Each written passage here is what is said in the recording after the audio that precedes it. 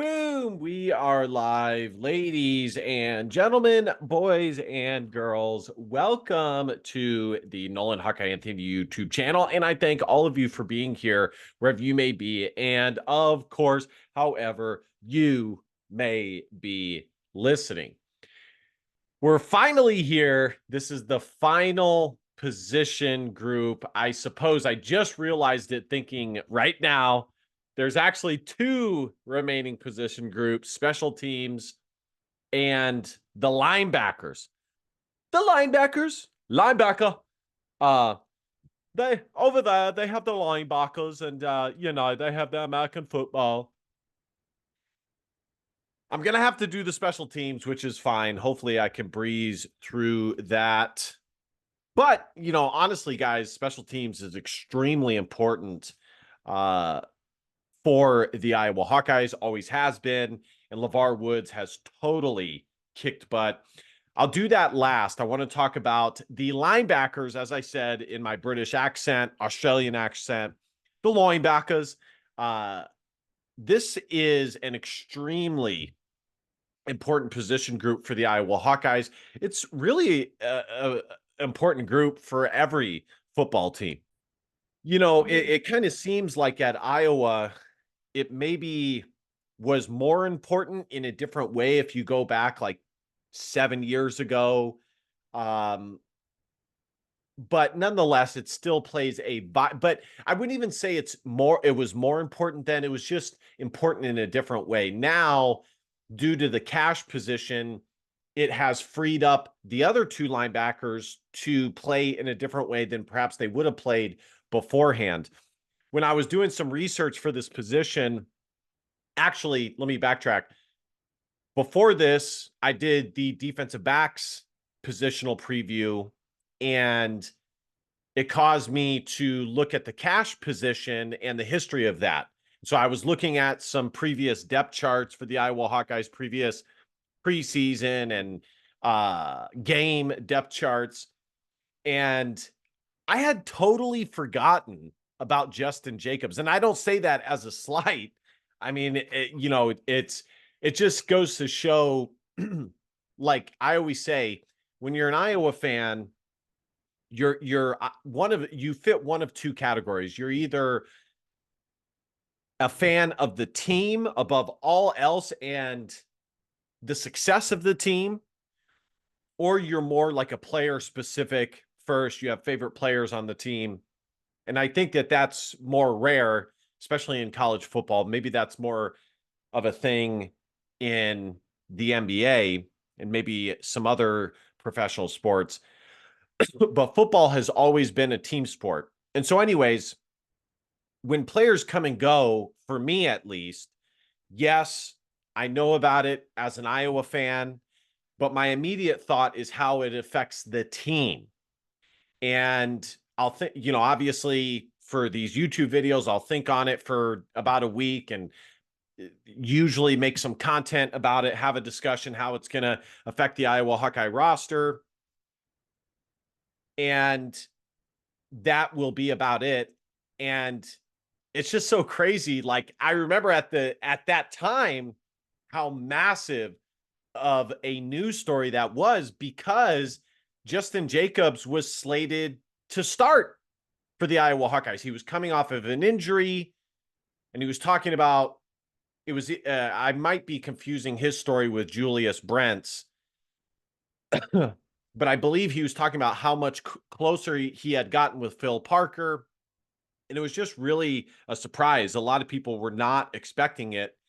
And it was also right on the shoulders of Caden Proctor deciding to spurn the Iowa Hawkeyes. So it was definitely major news.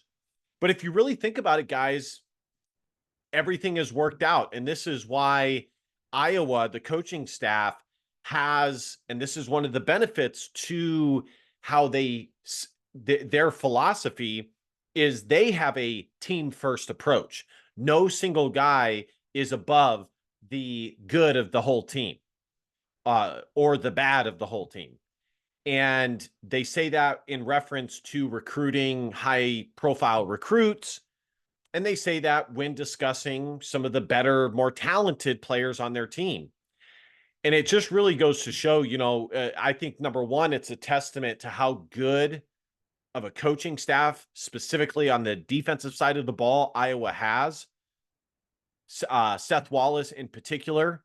But it also shows, along those same lines, how good of a defensive coordinator, how much of a genius Phil Parker is. How he can lose one of his top players who was, in a lot of regards, on his way to the NFL. A lot of people were talking about how, he was going to come back. If he was able to stay healthy at Iowa, he was going to go on and possibly have a chance to go to the NFL after. And you look at his journey versus Jay Higgins, and there's a reason why I'm discussing this, because I really want to highlight Jay Higgins within this video. Obviously, he is the focal point of Iowa's defense as a whole. Is he the most important? You could argue it's either him, Nick Jackson, or Sebastian Castro. I would say it's more of an argument between him and Sebastian Castro. To me, I think Sebastian Castro is a little bit more important due to the possibilities of his position to do various things. I mean, the linebacking position can do a lot of things too, but really, realistically, the cash position is like the linebacking group 2.0. It's like the next step in the evolution of the linebacking group or linebacking position. There's much more flexibility in what a cash player can do. But obviously Jay Higgins is vitally important as a leader, as a talent on the team, as a voice in the locker room, as a recruiter for future Hawkeye. I mean, everything. You look at his journey versus Justin Jacobs, and I think they play different linebacker positions. I believe Jay Higgins, let me look it up here. Well, disregard that. I was going to say I think he plays outside, but he plays inside. What I was thinking of is in 2022, he was actually the weak side linebacker to Jack Campbell, who was one of the best Iowa linebackers to ever do it. And I believe ended up winning the Narguski Award for the best linebacker in the country. I'd have to check that. And then you look, and so you think about Jay Higgins. This guy patiently waited his turn. He wasn't a guy that came to Iowa and saw immediate success or anything like that. We heard some things about him. I remember hearing, especially when he had first committed to Iowa, how he was potentially going to be a diamond in the rough, and he was a tackling machine, and there was a lot of positivity, but that he was going to have to prove it because he was an under the radar recruit. Sorry guys for the blurriness. I just noticed it, but I fixed it. Yeah, in 2022, it was Seth Benson at the Leo, Jack Campbell at the middle linebacker, and Jay Higgins at the weak side linebacker. But of course, because of the strength of the Seth Benson and Jack Campbell pairing and the emergence of the cash position, Jay Higgins was not seeing the field as much as his talent would necessitate. And I believe I've heard interviews in which he discussed how, he could have gone elsewhere. He could have sought out immediate playing time for the talent level that he believed he was at. Not verbatim, but essentially that's what he was discussing.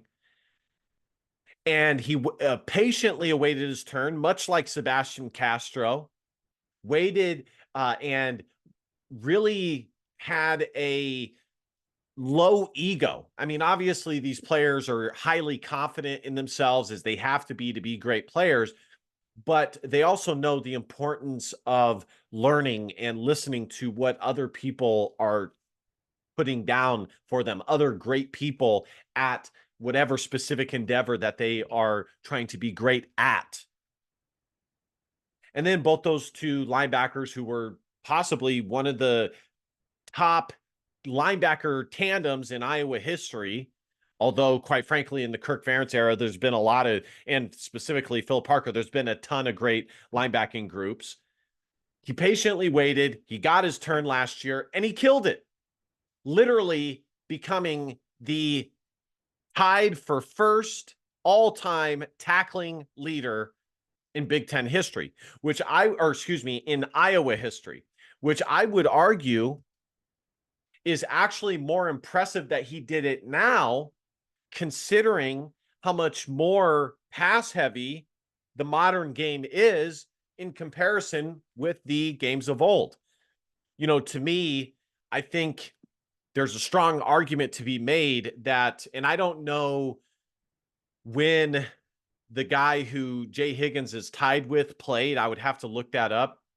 But I really do think that college football stats should be separated, and even college basketball for that matter, between the pre-modern era and the postmodern era.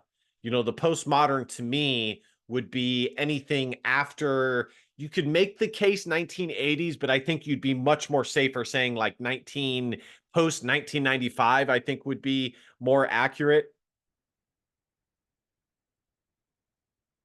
And he patiently waited his turn, and he could have left for the NFL. Would he have been drafted in the top 3 rounds? I personally don't think so, because he is a bit undersized for his position, but he would have been drafted 100%. And I would not put it past him to totally outkick his coverage, specifically outkicking the expectations of some of these scouts and things like that, because Iowa linebackers usually do pretty dang well in the NFL because they are fundamentally sound, they're well coached, they're good teammates, they're good guys, so on and so on. And then you look at Justin Jacobs, and I'm not trying to say that he's a bad guy or anything like that, because I'm not, but he was not as patient. He got injured, and it was kind of hard for him to see the path to the end of the tunnel, the light at the end of the tunnel. And of course, NIL had started to emerge, and he decided to take his talents to Oregon. Not that he has totally been, benched at Oregon or anything like that, or buried on the depth chart, but he hasn't had the last 2 seasons that Jay Higgins has had. Jay Higgins had 179. I'm going to pull up his stats here just to show you guys. And what I was getting at earlier is and we're going to watch this here in a little bit. What I was getting at earlier is I do think that they play different positions. They play linebacker, but I'm not sure that they play the exact, because at Oregon, they play a 3-4. So they have like weird names, which I'll show you guys momentarily. They have weird names for their linebackers. He had 171 total tackles, which is absolutely insane. And then, of course, the year before that, well, actually, it says he had 155 total tackles, in 2023. And the year before that, he had 38. But of course, that was the year of Jack Campbell and Seth Benson. And so what's interesting is, had Justin Jacobs stayed, who knows, maybe Jay Higgins would have pushed him and he still would have won that spot. This is why I always say to you guys, we don't know what is going on behind the scenes. We don't know if player A is taking a step back and player B is really emerging and making a strong case for the starting spot. We don't know. We're not in practice. Now, does that mean that our our opinions aren't valid or somewhat valid? Of course not. I mean, we can still have our opinions, and sometimes the coaches, it doesn't, just because the coaches have an inside look doesn't mean that they get it right 100% of the time, but they do have a different insight that we do not have. So look at Justin Jacobs here. His best year was still when he was a Hawkeye, 49 total tackles in 2021. And then last year for Oregon, largely it looks like he was injured. Yet another issue for him is staying healthy. So there's a good chance he would have been injured had he stayed at Iowa, just like he was at Oregon. Now, who knows? Maybe it wouldn't have happened. I mean, I don't know if you guys ever seen the movie Butterfly Effect with Ashton Kutcher. If you haven't, I do recommend it. It's a pretty thought-provoking movie. Would the exact same thing happen if you went to Iowa? Who knows? I mean, that's a question for the philosophers. And for what it's worth, he is slated to start this year for Oregon. I looked at their depth chart, but by no stretch of the imagination did he have anywhere near as good of a season as Jay Higgins did. And so it's just very interesting how these things work out. And it just really is a testament to the Iowa coaching staff in their philosophy of no player is bigger than the system. And we're no matter what, we're going to continue doing what we do: develop, coach, mentor, teach, plug, next person up, next man up. So look at this. It says Jack, Mac, Money, Sam. So I don't know. I mean, to me, it's basically the same. It's kind of like the cash position. It's their own unique name for roughly the linebacker position, if I had to guess. But he is slated to start, for what it's worth, at the Mac position.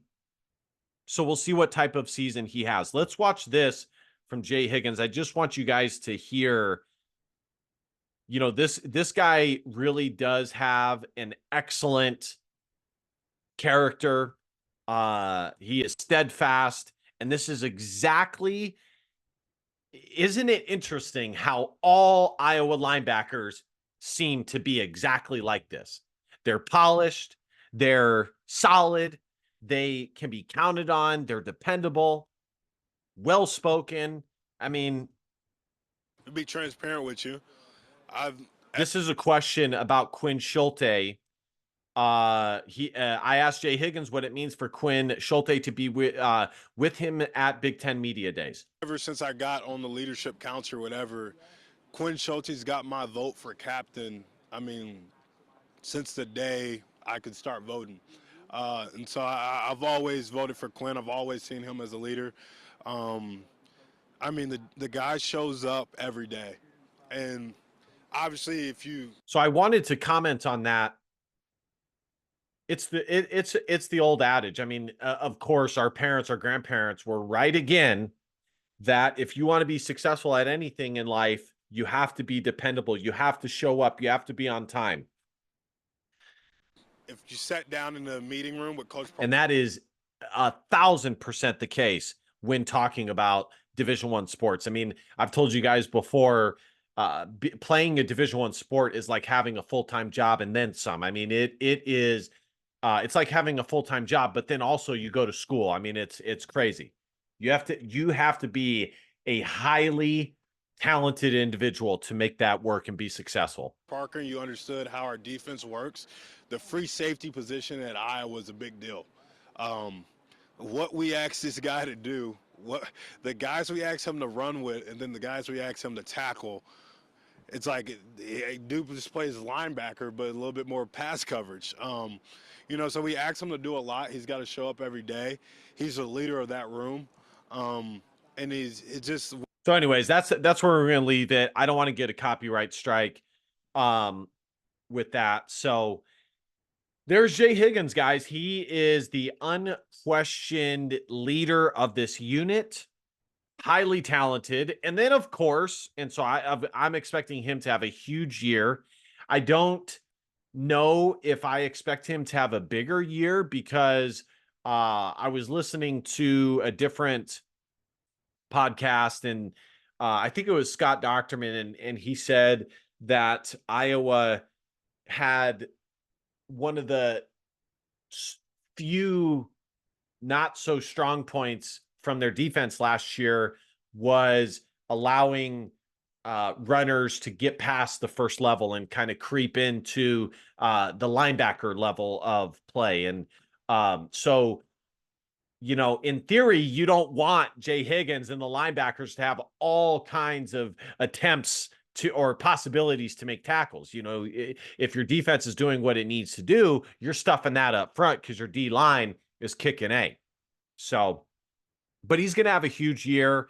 As for his NFL status, the bottom line is Jay Higgins, because he's undersized, is always, I mean, how crazy is that? Iowa has 43 active NFL players. Iowa is always Jay Higgins is always going to have questions because he is an undersized middle linebacker. I mean, the NFL is looking for linebackers like Jack Campbell. That's a first round NFL draft pick. Okay. That is a first round NFL linebacker draft pick. Okay.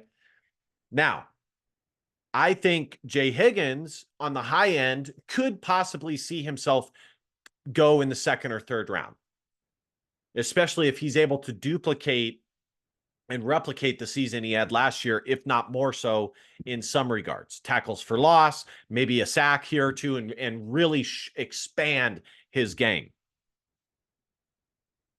I think what's more likely is probably the fourth or fifth round, a team that doesn't want to waste an early round draft pick on a guy that that they don't see as having the highest ceiling in the world, but they know that he will be good. He'll be good for the locker room, and he might indeed be good enough to eventually be a starter for your ball club.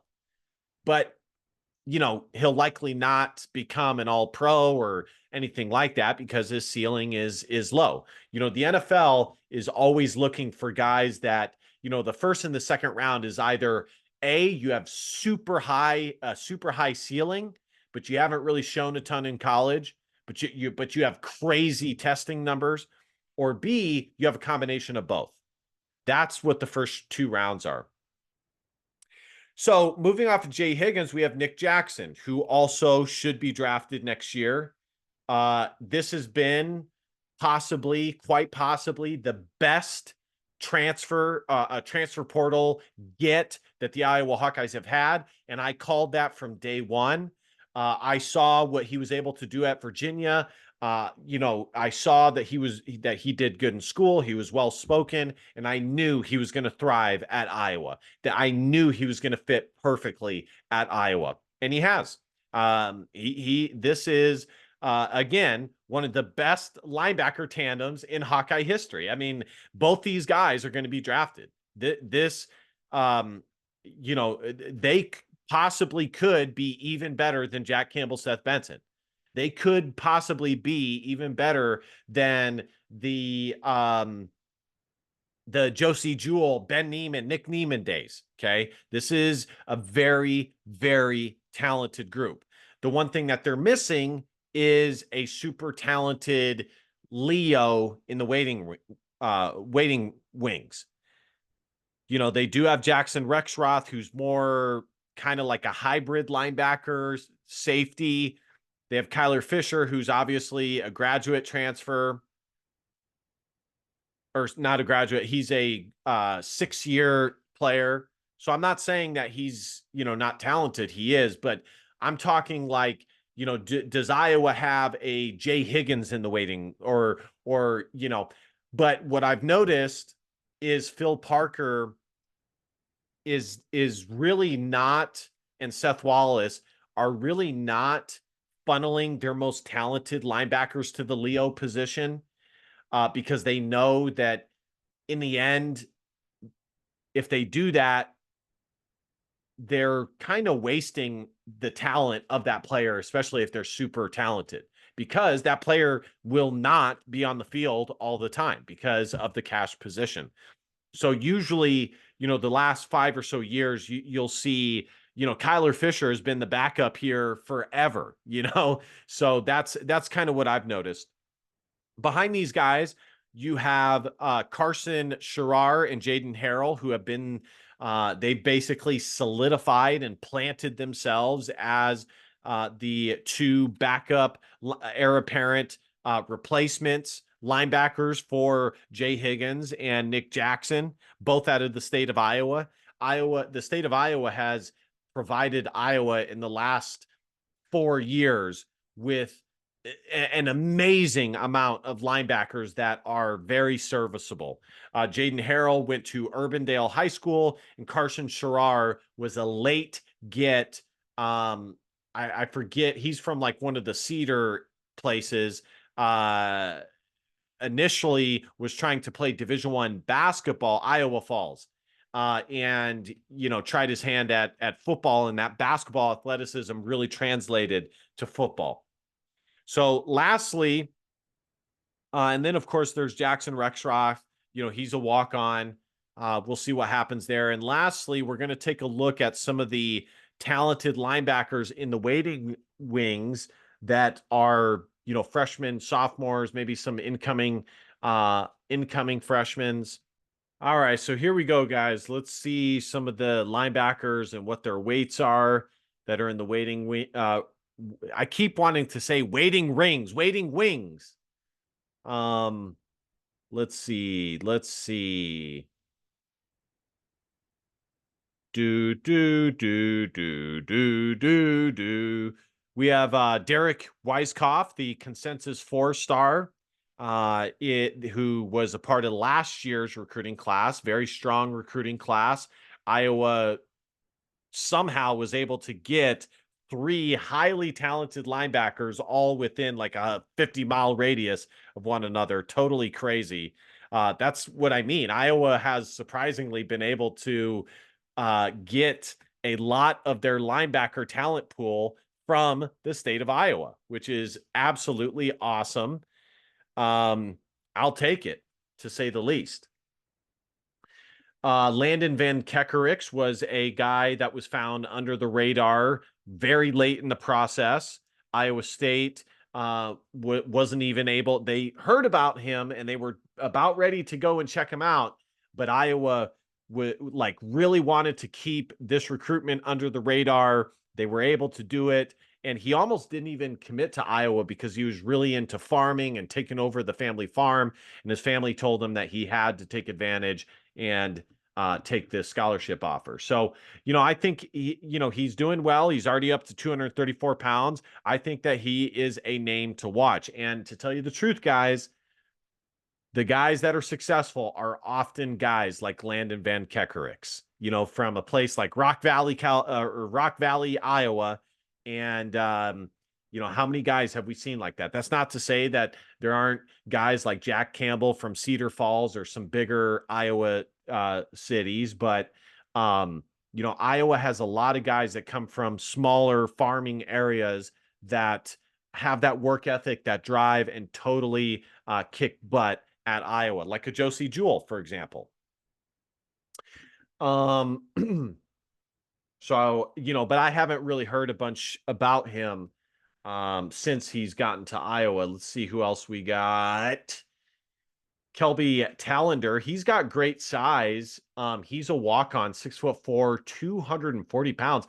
I was kind of hoping, honestly, that they would move him to defensive end, but they haven't done that yet. So, but I'm not an Iowa coach. I'm just saying. But I do think how they think though, as far as knowing kind of physical traits that are successful and definitely could blossom into something else and would be advantageous for a different position. There's no Nolan DeLong. Hey, that's the name of this channel. Walk on. We'll see how he does. He's up to 230 pounds. That's not bad. We have 4-star, consensus 4-star Cam Buffington. He is the most physically developed incoming freshman linebacker. So that's good. We'll see how much that helps him. I don't know if he was one of the early enrollees or not, but definitely a name to keep an eye out for, right? Is Cam Buffington. Um, let's see. There's Devin Van Ness, who is the brother of Lucas Van Ness. Jaden Montgomery, who is the son of one of the, or I don't know if he still is, Green Bay Packers coaches. Um, he's a bit undersized, which I said in his recruiting video. But he comes from a good family. And but I don't know how much of his offer was like an offer of, he'll be a good teammate and we need to fill a roster spot, and we're good friends with his dad. Let's give it. I don't know. I mean, I know he was definitely talented, but he is undersized. So we'll see. We'll see. Um, let's see. There's Eric Epinesa. He actually has really good, he's 6'3", so I wouldn't be surprised if he's able to blossom into something. We already talked about Jaden Harrell. He's already up to 237, 6'2", good size. Zach Tweet is a guy that, if you look at him physically, he is jacked. He's huge. Iowa was able to get him from Iowa State. It's just it's hard to crack the starting lineup, guys. I mean, there's only two starting spots. And usually at the linebacker position, they're not really cycling through. I mean, it's pretty set in stone. Realistically, he's really only going to have 1 year to try, maybe 1 or 2 years if he has a COVID year, to try his hand at winning that starting spot. Carson Sherrar, we talked about him. Preston Reese, one of the incoming freshman linebackers, very solid, uh, really solid athleticism. Looking forward to see what he can do. By the way, Cam Buffington and Derek Weiskopf were 4-star guys. Preston Reef was a 4-star by one of the recruiting services. So probably the best linebacker haul in a long time. I mean, very, very good. Um, and I think that's pretty much it, guys. That's the linebackers in the waiting wings. And then lastly, looking at the special teams, I think for Iowa, it is likely to be Caden Wetschin. That is one of the return men. I could definitely see Caleb Brown getting back there, maybe Terrell Washington Jr., maybe Seth Anderson. But I think from what we saw last year, it's probably Caden Wetschin. And, just looking at the depth chart, let me get that pulled up here. Iowa,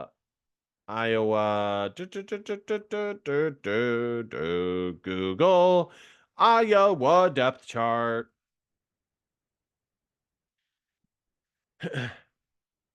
I haven't looked at who Iowa has, but I'm pretty sure it's Caden Wetschin. Yep, Caden Wetschin, punt return, kick returner, speedster. But I wouldn't be surprised if Iowa maybe puts a different one in there for punt return or kick return, probably kick return. Ultimately though, Iowa really likes to just have one guy do it.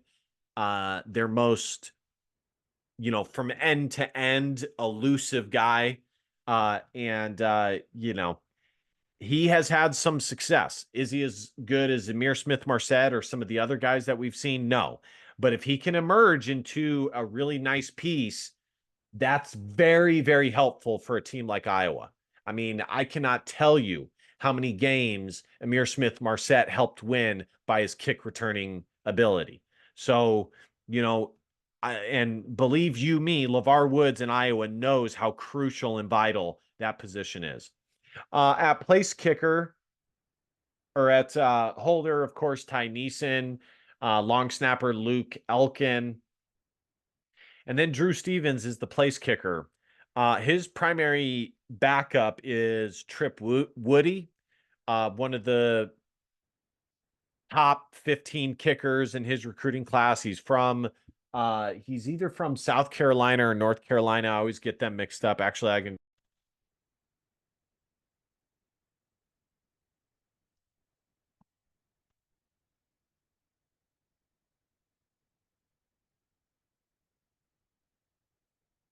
Sorry, guys. I thought that it changed my mic there, but I guess it didn't.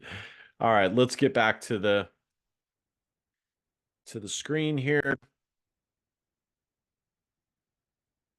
North Carolina is where he's from, Trip Woody. I did it in my spring game review. I said that he obviously is a Division I kicker, but he's obviously a freshman. He has to work on his leg power, getting the ball up, because that's the biggest thing for young kickers is getting that height to their kick. You know, they have the leg strength this way, but they need to get it up over the long outstretched arms while also not losing any of the strength in their kick. And then of course, so Drew Stevens, you know, he did take a step back last year. There's been various reports on it. People have said he lost confidence. He was injured. He needed to add muscle. All I know is he has shown that he can be a really solid kicker. He wasn't a bad kicker last year, but towards the end, he was getting a little shaky. You know, he was still a serviceable kicker last year, but he took a step back from what he was as a true freshman. So I'm hoping now that he has 2 solid years under his belt, he can become the kicker that we know he can be, which is one of the best kickers in the entire country. And then, of course, there is punter Reese Dakin, who totally lit it up at the Kids Day practice. And I have very little concerns. I think he'll be just fine. Obviously, he won't be as good as our Aussie punter, but that takes time. Tory Taylor. That takes time. Tory Taylor was literally the best punter in the country, one of the best punters in the history of college football. Okay. So it's going to take time, but he will be more than serviceable. All right, guys. Thank you guys so much for watching. Man, I've recorded a ton of content for you guys today. I got you guys covered. I'm sweating in here. I'm putting in at work, really giving you guys that coverage. I just want to ask you guys, consider smashing that subscribe button. Support your boy. He's doing hard work out here. He's really putting it in. Nah, I'm kidding. It, of course, is your choice. I do this because I love Iowa football. At the very least, though, I do want you guys to comment. Let me know what you guys think. And last but not least, DBAP, don't be a pussy with facts or feelings, because your feelings just don't matter. I love you, Hawk fans. See you guys next time. Go Hawks. Bye-bye.